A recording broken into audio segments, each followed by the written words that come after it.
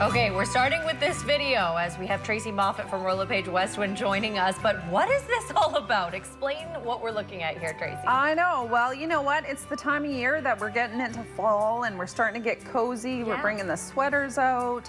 So I thought I would talk a bit about, kind of like the top tips to make your home cozy when you're having to sell in the winter. Okay. You know, if you're going into the fall and winter months on having to sell your house. Because that's not an easy time to sell your house, is it? It can be, there is actually a fall market. Things actually pick up, before the snow flies. So just some tips on what you can do to make your house cozy and also improve it to when you go to sell. Okay. I know that we have a ton of pictures that we're going to look at, but I think just looking at your notes here, the first one is lighting. Yes, that's right. That's always a big one for houses. Exactly. You don't want to go and walk into a dark house, right? No, and especially this time of year or into the winter when we have less sunshine throughout the day, like even today, it's kind of a great day. So if you can enhance the lighting throughout your house, if you adding a little up lights like to feature, maybe a feature wall, that sort of stuff. They talk about task lighting. Now, task lighting is the lighting that's in your kitchen or in your office. You want an overall lighting presence in those rooms because it obviously it makes your job easier when you're in the kitchen or in the office, but it also highlights those rooms too. Right, exactly. And walking into a bright kitchen, there's nothing like it, right? Yes, yeah, exactly. It might motivate some people to cook.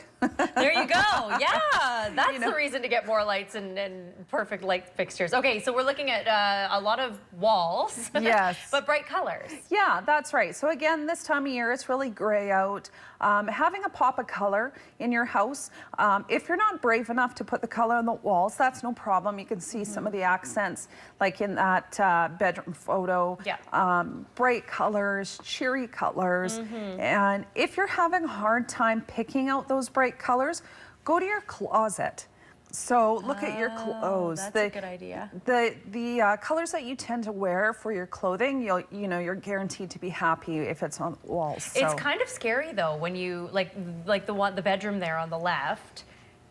If you're putting that on the wall, at first it's going to look quite green. Yeah, it's going to be quite turquoise. Exactly, and you don't have to do the whole room. You could just do a feature wall, maybe up by the headboards, or you don't even have to do the wall color. Just some curtains, some cushions, blankets, that sort of thing, and they're fairly inexpensive to do. My sister-in-law and her husband recently bought a house not too long ago, and the colors they had picked were so, not my sister-in-law, but the previous owners had picked were so gaudy. Yeah. It was like bright pink and orange. Anyway, those are the ones to stay away from. Yeah, you want to be careful. You want to be careful. Nice neutral colors work as well, too. Okay.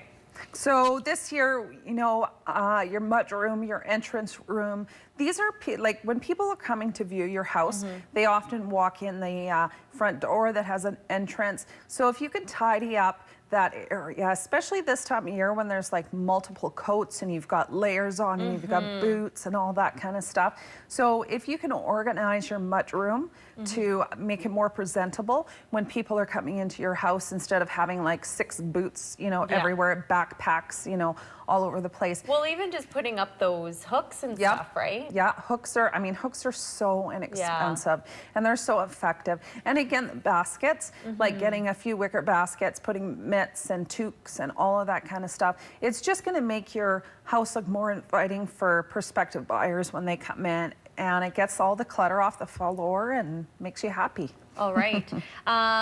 Windows or window coverings, curtains, that's always important, I assume. Yeah, especially this time of year. If you live in an older house and you notice the drafts and stuff that come in, maybe you've got older windows. If you put curtains up, that's going to help with the drafts like coming into the house.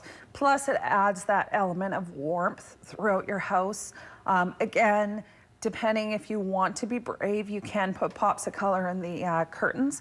But something that, maybe a curtain that's a little insulated is definitely going to help with the drafts and keeping your house warm.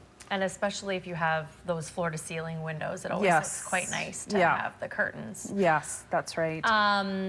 And roofing and gutters and sort of all the sort of finishing touches when it comes to renovations is also important. You don't want to leave anything sort of undone. Especially this time of year, it's the perfect time to be doing this kind of things. So if you've got stuff that you've been putting off and you're wanting to sell your house, clean the gutters, get the roof fix, do those outside jobs that, you know, that just, again, it's first impressions when buyers are coming, you know, to your house to have a look at it, potentially to sell it. You want to make it look good too. Okay. So, yeah. And more important at this time of year. Yeah, exactly. Do it before the snow flies. Everybody procrastinates. I do it myself too. My husband does it. Get it done. And it's just, again, like I say, it's first impressions when a prospective buyer rolls into your house. You want it looking good on the outside because a lot of people, and I mean, I don't want to speak for everyone, but some people can't see past what. Yeah, do you know what I mean? Like if you walk into a home and it needs a lot of work, you're like, oh, I can't buy this, I gotta go. Yeah, exactly. But some people can see past that. That's right. When you pull up into a house and you get a good feeling, your mindset is in a positive mindset. So before you even walk through those front doors, if you drive up to a place and you see uninsured vehicles, you see bikes everywhere, you know, clutter on the outside. Exactly. You're going to go to that negative mind space. So it makes it tougher to sell your house because people that are coming in are in a negative mind space. So first impressions for your house is just as important as when you meet somebody for the first time. All right, good advice. As always, Tracy Moffett joining us. TracyMoffett.com is where you can contact her with the phone number there as well. And we'll be right back after break. Stay with us. Thanks, Tracy.